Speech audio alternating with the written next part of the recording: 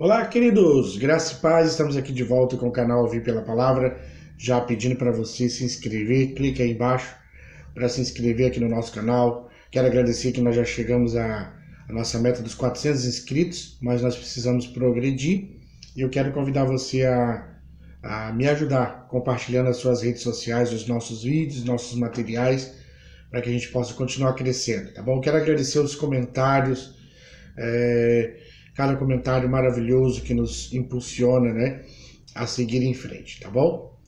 Vou deixar aqui na descrição desse vídeo também o link para o treinamento, maior treinamento para professores de escola bíblica dominical online, onde você poderá clicar, conhecer o professor Sinésio, e eu tenho recomendado aqui no nosso canal, alguns irmãos já têm se inscrito, mandado a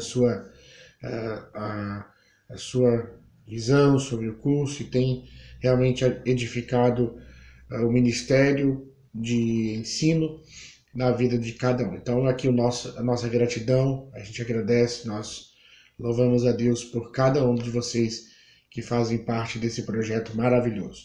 Pedi também que você comente aí no vídeo qual é a sua impressão do nosso canal. Você nos siga também nas redes sociais, Instagram, Ouvir pela Palavra, Facebook, Ouvir pela Palavra.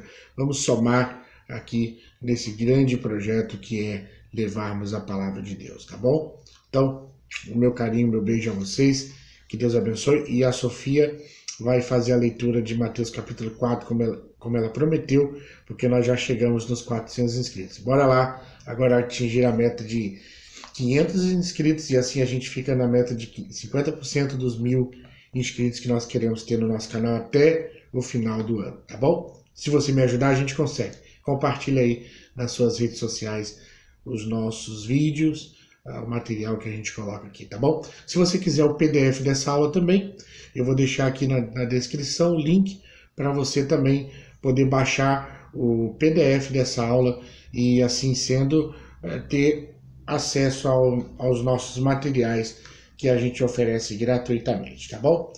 Bom, vamos lá então entrar no assunto da nossa lição de hoje.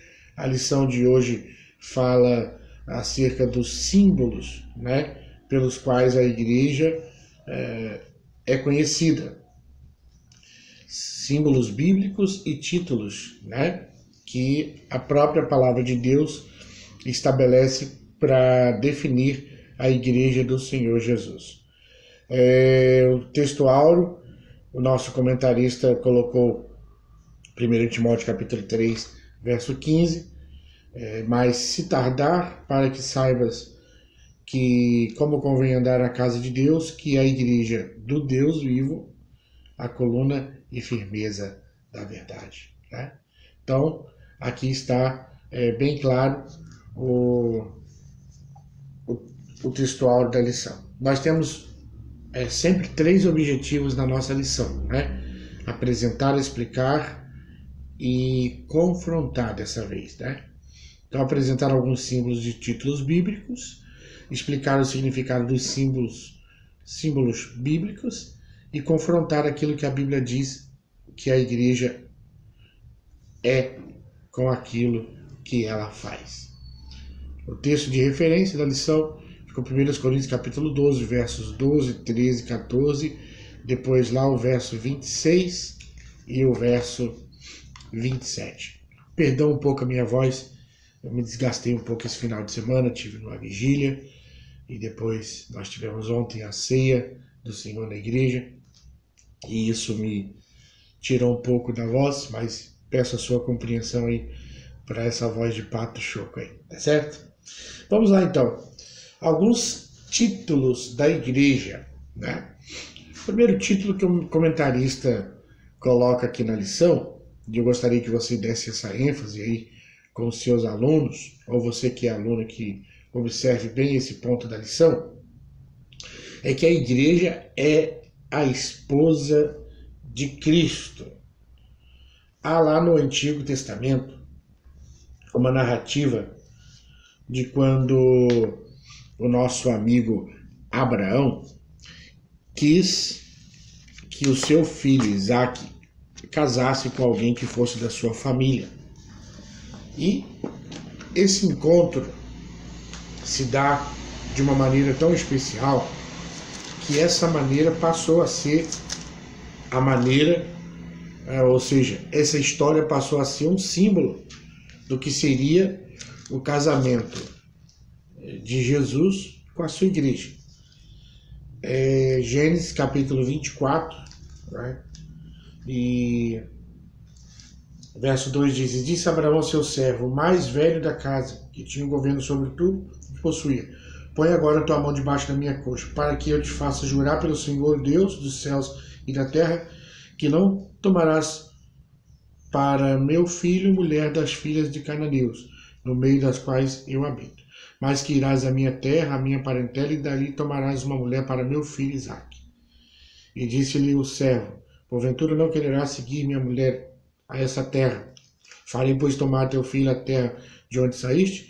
E Abraão lhe disse: Guarda-te, para que não faças lá tornar o meu filho. Então, esse episódio aqui de Gênesis capítulo 24 é uma pré-figura do casamento de Jesus, que é o noivo, com a sua noiva, a igreja, né? Aqui, o servo de Abraão foi buscar a esposa de Isaque. E nós sabemos que aqui na terra está o Espírito Santo de Deus preparando a sua igreja, adornando a igreja de Jesus para o grande encontro, né? Para o grande encontro que vai acontecer quando nós formos chamados para a glória de Deus. Então, a igreja é a esposa de Cristo. Para nós que somos homens, dizer que somos a noiva, né? Talvez sou um pouco estranho, mas nós somos a noiva no sentido coletivo, como igreja, né? Não individualmente falando, mas como igreja do Senhor Jesus, nós somos a esposa, né? E em Apocalipse, nós vamos encontrar a igreja como esposa, onde tem um texto que fala sobre as bodas do Cordeiro, Apocalipse capítulo 19, né? Efésios capítulo 5, versos 23 a 32, Paulo faz uma comparação entre o amor de Cristo para com a sua igreja, como o amor do marido para com a sua esposa, né? O esposo para a esposa. Então, há alguns pontos na lição, nesse primeiro ponto aqui, que realmente provam que a igreja é a noiva, né?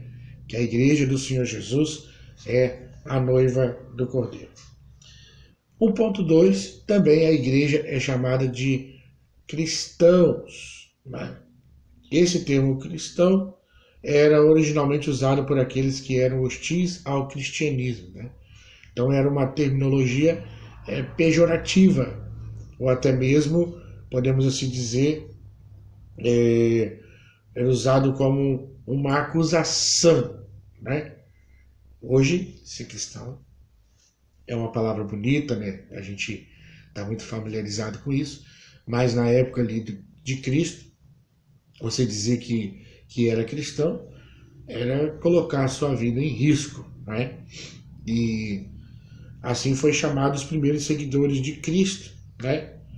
Era chamado de cristãos, e você vai ver isso lá em Atos capítulo 11, né? Versos 26, depois capítulo 26, verso 28. Então, esse termo era um termo afrontoso, né? Porque ser cristão era ser muitas vezes ser perseguido, ser maltratado por causa do nome de Jesus. Terceiro ponto aqui do tópico da lição é que a igreja também é apresentada como os santos, né? E Paulo faz isso na maioria das suas cartas, né? Os cristãos devem aperfeiçoar a santificação no temor ao Senhor, ao temor de Deus, 2 Coríntios 7, 1.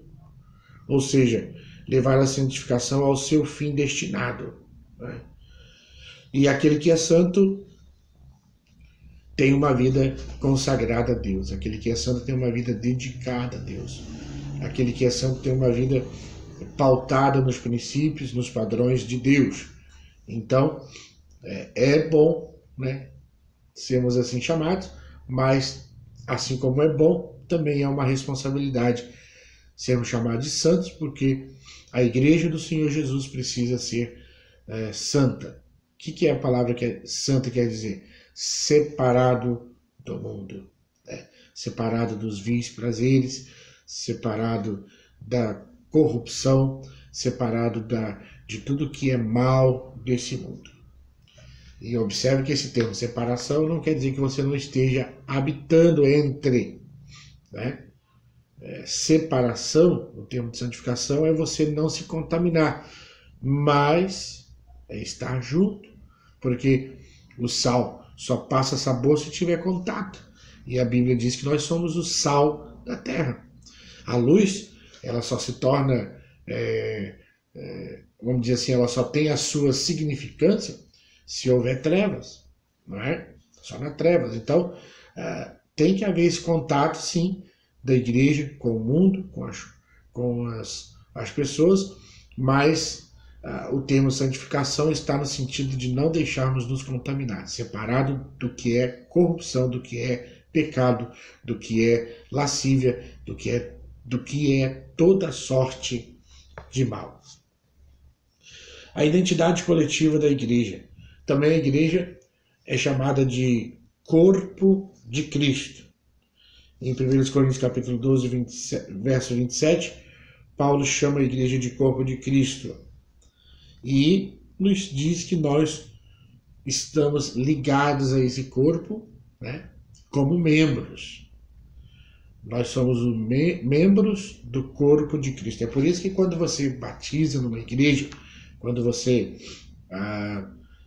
passa a fazer parte de uma igreja, você é chamado de membro, né? Membro da igreja, membro da comunidade. E aí a gente tem até aquela credencial de membro, carteirinha de membro, né? Porque agora a gente está fazendo parte da igreja. E essa palavra membro, ela é oriunda do que nós somos de Cristo. Nós somos membros do corpo de Cristo. Cristo é o cabeça e nós somos os seus membros. E como membros do corpo de Cristo, nós temos a dependência um dos outros, né? A mão depende do cérebro, o olho depende do cérebro, a boca depende do cérebro. Eu não estou percebendo, mas tudo que eu estou falando está sendo coordenado pelo meu cérebro. Isso é claro, em fração de milésimos de segundo, né? Passa pela mente, a mente manda para a boca, as cordas vocais respondem, o oxigênio, enfim, uma série de fatores que fazem com que a gente faça que o corpo funcione, mas um membro dependendo do outro. Então, nós precisamos, assim sendo como corpo de Cristo, entendermos que a gente precisa aperfeiçoar um ao outro, que dependemos uns dos outros e que para que o corpo funcione é necessário que os membros estejam interligados. Aí eu faço uma pergunta: pode o membro sobreviver longe do corpo? Não. Se você cortar a mão disser assim, olha, eu não quero mais ser do corpo, e ela ser tirada, com o tempo vai cicatrizar o toco de braço e o corpo permanece saudável. Mas aquela mão que quis ficar ali separada do corpo, vai passar o tempo, ela vai apodrecer, não vai mais prestar para nada. Porque o membro só tem valor se ele estiver ligado no corpo. Então nós somos o corpo de Cristo. Depois há uma outra identidade coletiva da igreja, que é a terminologia povo de Deus. Nós somos povo de Deus. Assim era chamado o povo de Israel, de o povo de Deus. E Deus, no Novo Testamento, traz a igreja para ocupar essa posição, ou seja, a sua marca especial agora é Cristo fazendo parte dessa pessoa e essa pessoa abrindo o coração para ele. No Antigo Testamento, o povo de Deus era identificado pela circuncisão. Os homens se circuncidavam, fisicamente. Hoje, a igreja do Senhor Jesus, como sendo o povo de Deus, nós carregamos uma circuncisão, não no nosso corpo físico, mas no nosso coração. Somos identificados também como a família de Deus. Isso é lindo, né? Paulo diz em Efésios 2,9: ainda assim que já não sois estrangeiros, nem forasteiros, nem concidadãos dos santos e da família de Deus. E essa expressão ela é retirada da vida familiar, sugere uma relação mais próxima. Então agora os gentios, que antes não podiam fazer parte, agora fazem parte da família de Deus. Judeus, gentios, pessoas de qualquer raça, tribo, língua, povos e nações podem fazer parte da família de Deus. E esse tratamento que há entre nós, né, irmãos, a gente chama, ô irmão, ô irmã, né? Somos irmãos em Cristo, fazendo parte da mesma família. Há umas outras figuras bíblicas acerca da igreja. Primeiro, que nós, como igrejas do Senhor no sentido particular, somos o templo do Espírito Santo. Templo do Espírito Santo, ou seja, casa do Espírito Santo. O Espírito Santo agora habita em nós. Habita no meu coração e habita no seu coração, né? E essa habitação do Espírito de Deus em nós, ela é nada mais e nada menos do que a própria presença de Cristo em nós, né? E essa presença de Cristo nos submete à liderança do Senhor, né? Essa presença de Cristo em nós nos submete à obediência, a fazermos as coisas segundo a vontade e o querer de Deus. A igreja também é colocada como coluna e firmeza da verdade. Meu Deus, isso é muito forte. Nós portamos a verdade e nós somos a firmeza, a coluna e a firmeza dessa verdade.